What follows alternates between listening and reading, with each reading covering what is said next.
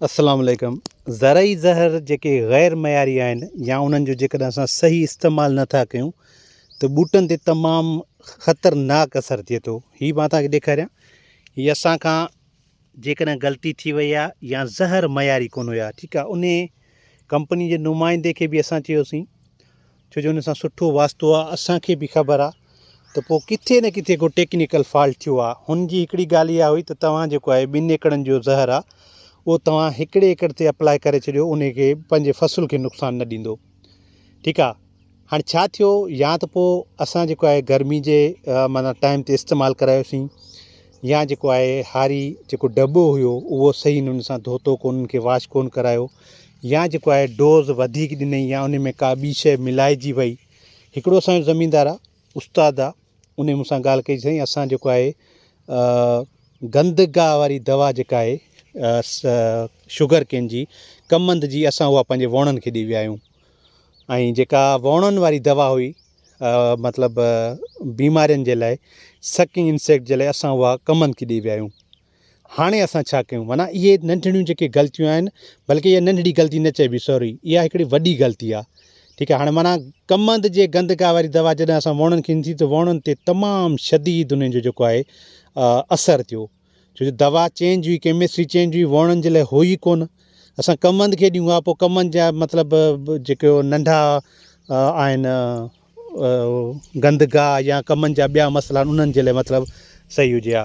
ठीकु आहे, हाणे हिन ॾिठो न हीअ केतिरो हिन जो असरु थियो आहे। ही मतिलबु केमिकल स्ट्रेस चइबो हिनखे, मतिलबु केमिकल जो ग़लति इस्तेमालु चइबो या ग़ैर मयारी केमिकल चइबो। पर उन जी मां जॾहिं तसदीक़ कई त अहिड़ी का ॻाल्हि कोन हुई। छो मिसाल माण्हू जेकर कूड़ हणे त कंपनी वारे जो ॾोह हुयो या असांखे का ग़लति शइ ॾिनी वई, छो जो ग़लति शइ हुजे हा त थी सघे मां जेतिरो वावेला कयां हा, सॼो ॾींहुं मां लेक्चर ई उहो थो ॾियां त उन माण्हू खे त तव्हां ॿुधायो त मां केतिरो तंग कयां या ब्लैकमेल कयां। पर मां बि हिकिड़ो पढ़ियल लिखियल माण्हू आहियां, त मां ॾिठो, छो जो असां चवंदा आहियूं त ज़हर जेको आहे पंहिंजे नुमाइंदे या कंपनी जे नुमाइंदे या डीलर जे इस्तेमाल ते वठो न।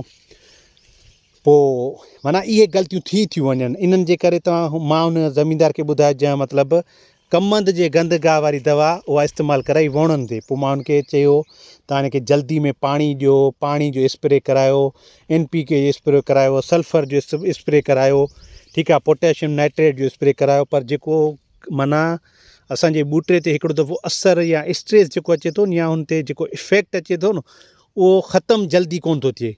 ठीकु आहे, उनखे लाज़मी वरी टाइम लॻंदो। मिसाल जेकॾहिं मिसाल हाणे असांजी नई जेका ग्रोथ थिए थी हिन ॿूटे ते, त उहा माना सेफ़ आहे।